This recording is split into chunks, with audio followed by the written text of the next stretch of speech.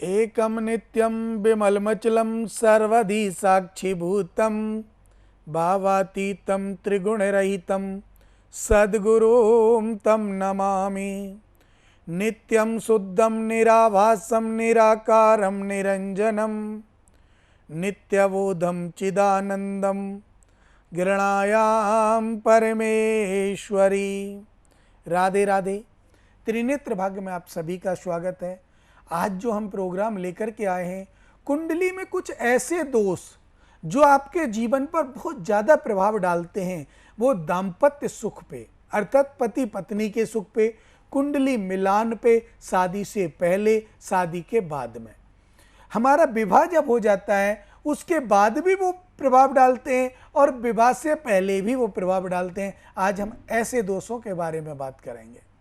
तो हमारे उन दोषों में सबसे पहले ये जो दोष आते हैं, इनमें एक तो मांगलिक दोष, एक भ्रकुटी दोष।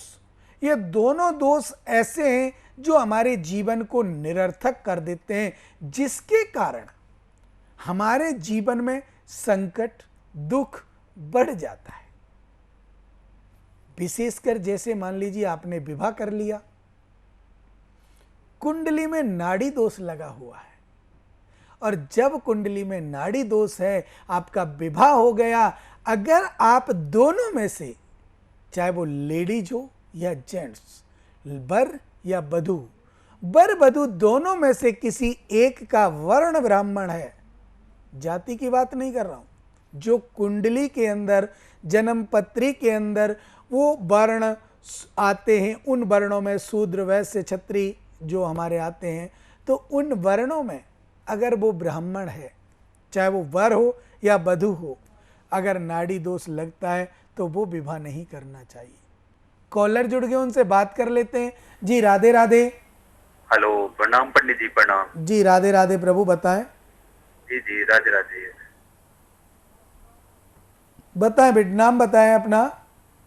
चल रही है घर में पत्नी को लेकर बहुत ज्यादा अनबन रहता है, उनके साथ लड़ाई होता है और छोटी छोटी बातों पे लड़ाई करती है, घर चली जाती हैं।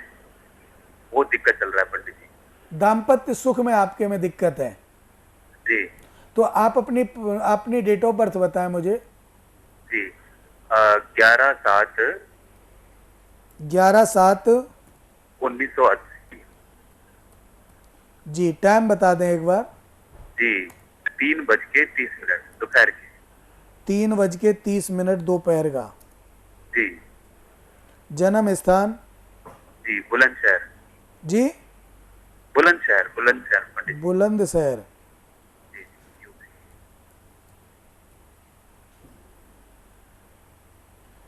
जी, और पत्नी की डेट ऑफ बर्थ आपको याद है? जी पत्नी की याद नहीं है, वैसे सीमा नाम है उनका, बस हाँ इतना उनका ध्यान नहीं है। जी कोई बात नहीं, आप सिर्फ एक चीज़ का विशेष ध्यान रखें। मैं आपकी कुंडली का आंकलन करके आपको बताता हूँ कि आपकी कुंडली के द्वारा ये क्यों समस्याएं आ रही हैं। आपकी पत्नी आपका कहा नहीं मानती, अर्थात वो अनर्गल चेष्टा करती है ना। जी जी जी पंडित जी। देखिए, आपके तृतीय भाव में केतु विराजमान है, सप्तम भाव में शुक्र, अष्टम में सूर्य बुध चंद्रमा बैठे हुए हैं, राहु नवम भाव में बैठा हुआ है, सूर्य की दृष्टि है, पितृदोष कुंडली में है, शुक्र गुरु और शनि आपके दसम भाव में बैठे हुए हैं, मंगल एकादश भाव में बैठा हुआ है। आपने इस विवाह को करने से पहले आपने अपनी कुंडली का आंकलन कराया? जी नहीं पंडित जी, बिल्कुल भी नहीं कराया। नहीं कराया तो देखिए, मैं आपको एक बात विशेष रूप से यही बताऊंगा कि आपकी कुंडली की जो विशेषता है, पत्नी के साथ जो अनबन है, उसमें ना तो मांगलिक दोष है, ना भ्रकुटी दोष है, ना आपका उसको तो बता ही नहीं सकते। नाड़ी दोष तो जब हम बता पाते हैं दूसरे की कुंडली हमारे सामने हो। तो हो सकता है प्रभु आपकी कुंडली में नाड़ी दोष हो, और नाड़ी दोष के कारण, क्योंकि आपका जो वर्ण है वो ब्राह्मण है, और ब्राह्मण वर्ण का बंदा अगर नाड़ी दोष में विवाह करता है तो दोनों पक्ष अलग अलग रहते हैं, एक साथ नहीं रह सकते। तो विशेषकर मैं आपसे यही कहूँगा कि आपको शुक्र जो आपने, ये आपका पत्नी का ग्रह होता है, ये कमजोर अवस्था में बैठा हुआ है, नीच की राशि पर बैठा हुआ है, तो आप इस शुक्र को बलिष्ठ करें, मजबूत करें।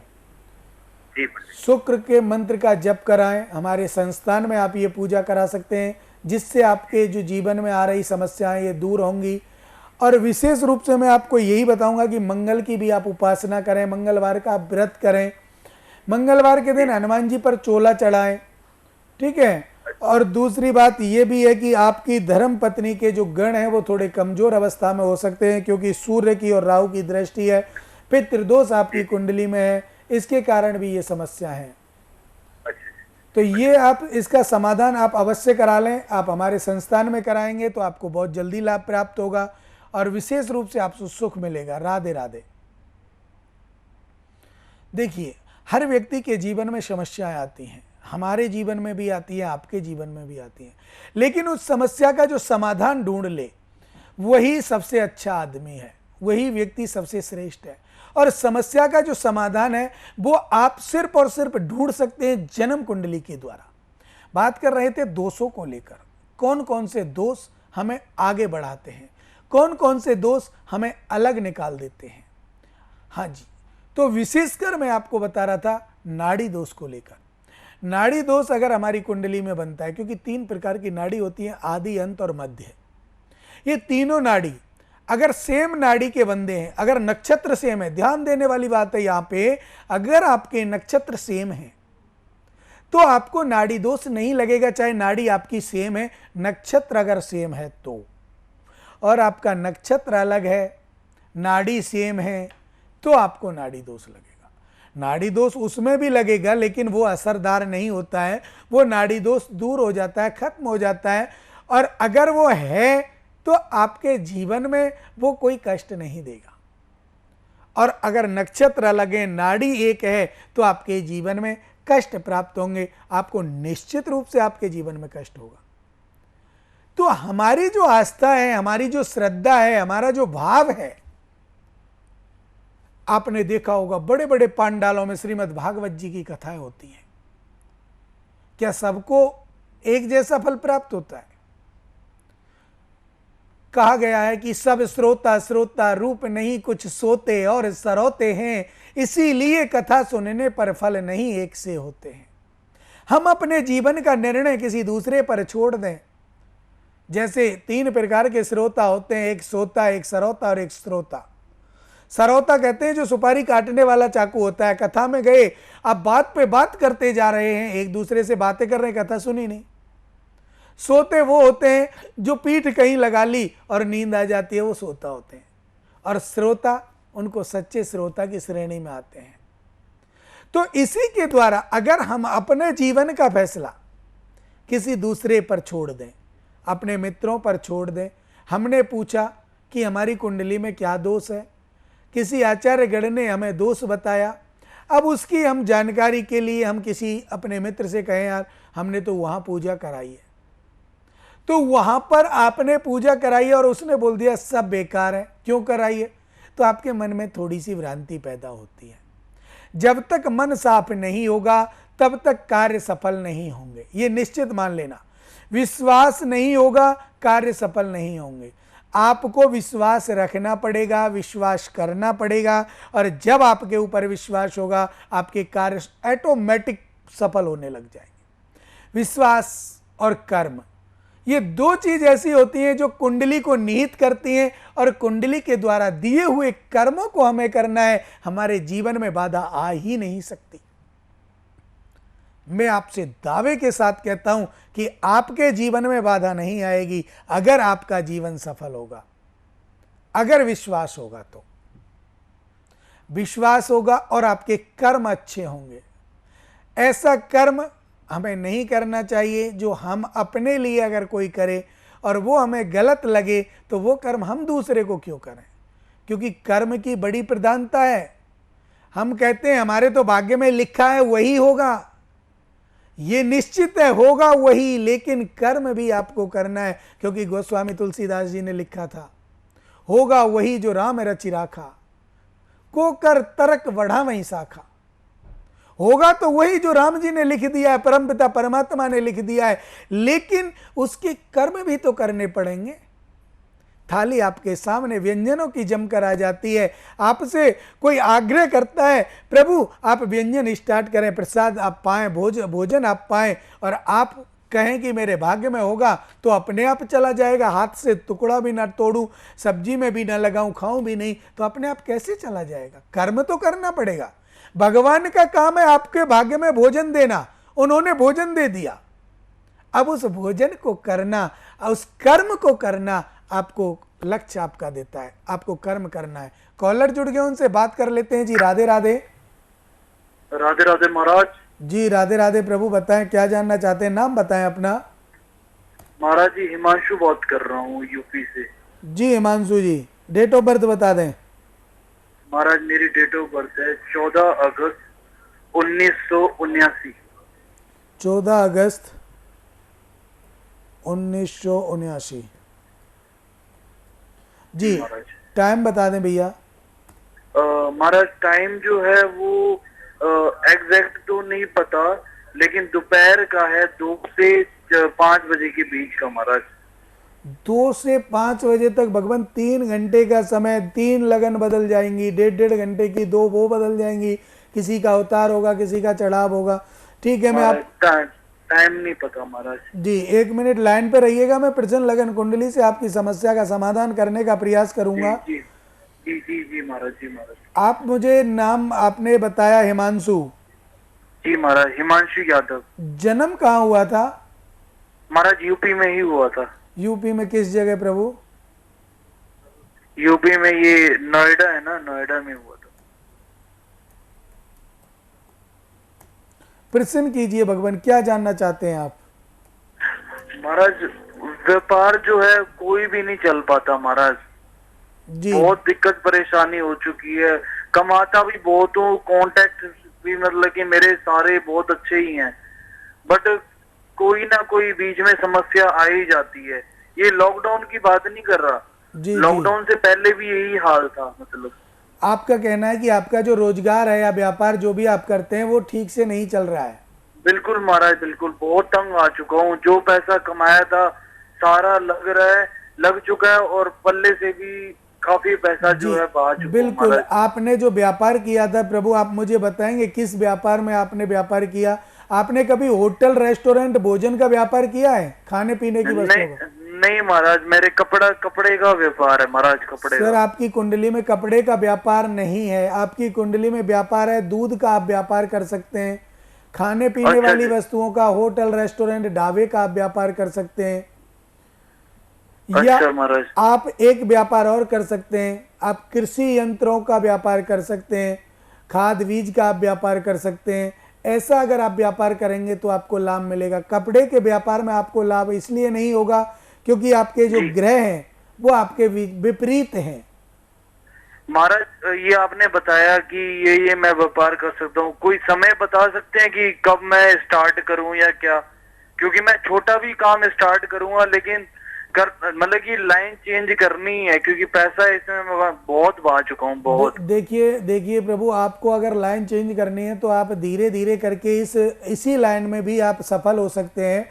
इस लाइन को धीरे धीरे करके डाउन करें, जिससे आपका पैसा भी ना फंसेगा, कहीं भी उधार दिया होगा, और उधर दूसरी लाइन को आप धीरे धीरे उठाएं, इसको डाउन में लाएं।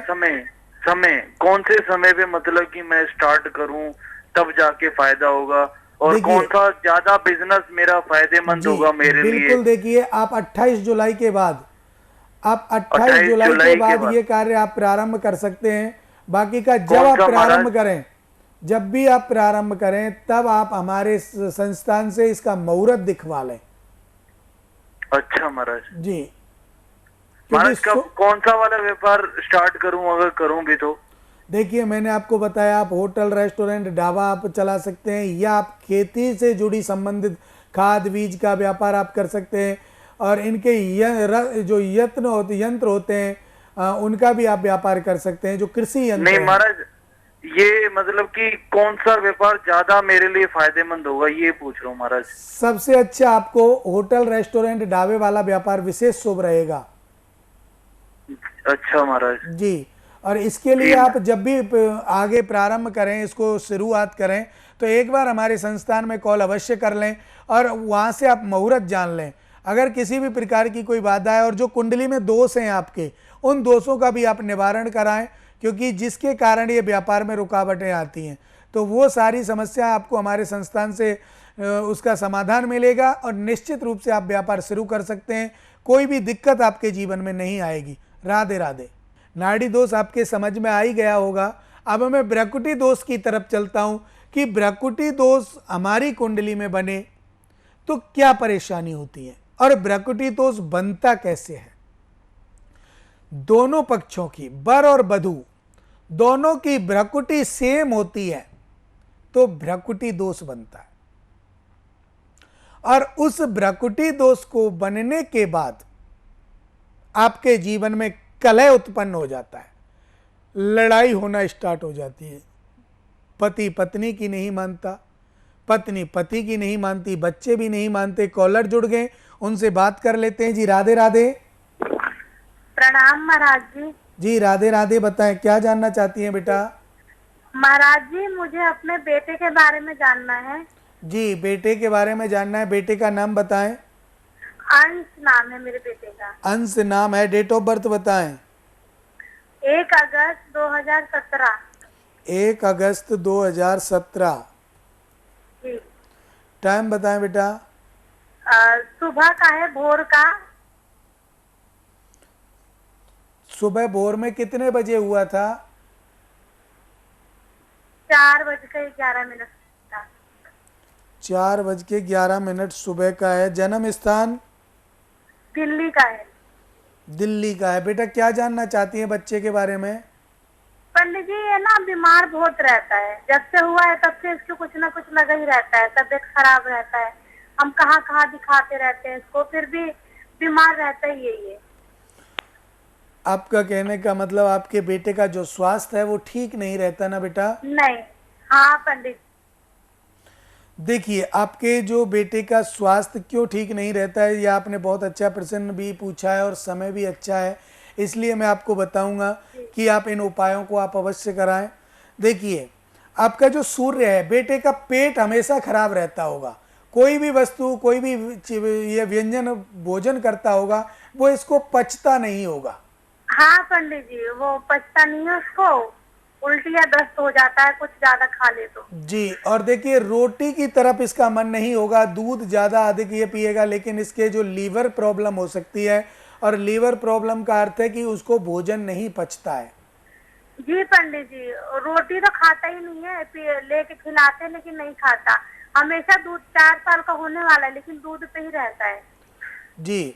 और देखिए विशेषकर मैं आपको बताऊंगा कि इनका जो बुध राहु एक साथ विराजमान है, तो थोड़ा सा बुद्धि के द्वारा भी ये थोड़ा कम चेतना करता होगा, आलसी जैसी प्रवृत्ति इसकी बनी रहेगी और ये एंड तक बनी रहेगी। बेटा या तो आप बुध और राहु का उपाय कराएं, और बीमारी के लिए आप सूर्य और मंगल का उपाय कराएं। जी। इनके बेटा देखिए एलर्जी जैसी भी समस्या आ सकती है, खुजली वगैरह हो सकती है मंगल के कारण, क्योंकि मंगल हमारा रक्त का प्रसार करता है, और आगे चल के ब्लड प्रेशर हाई होना, लो होना, ये सब समस्याएं इनको आ सकती हैं। तो इसके लिए आपको सूर्य और मंगल की और बुध और राहु की पूजा करानी है। बेटा मेरा मानना तो ये है कि एक बार नवग्रह शांति आप करा लें, जिससे आपके बेटे का जीवन सफल हो जाएगा। जिन लोगों से हमारी बात नहीं हो पाती वो बिल्कुल चिंता ना करें, हमारे संस्थान में कॉल अवश्य करें, जिससे आपकी बात हो और आपके जीवन में आ रही समस्त बाधाएं दूर हों। समय का अभाव होता है, और कुछ व्यक्ति ऐसे होते हैं जो फ़ोन पे स्पष्ट टीवी के माध्यम से नहीं पूछ सकते, और ना ही हम उनको स्पष्ट बता पाते हैं। कोई ऐसी गुप्त बातें भी होती हैं तो वो आप हमारे वहाँ पूछ सकते हैं, संस्थान में पूछ सकते हैं, बात कर सकते हैं। अपॉइंटमेंट लेकर आप मिल सकते हैं हमसे, कॉल अपॉइंटमेंट लेकर आप बात भी कर सकते हैं। कोई भी संदेह आपको नहीं होना चाहिए। आपके जीवन को सफल बनाने का हमारा कर्तव्य, हमारा उद्देश्य पूरा हो। तो हम चाहते हैं आपके जीवन में कोई भी समस्या ना आए, आपका जीवन एकदम सफल हो, और विशेषकर आप सुखी हों। अब आप दें मुझे इजाज़त। राधे राधे।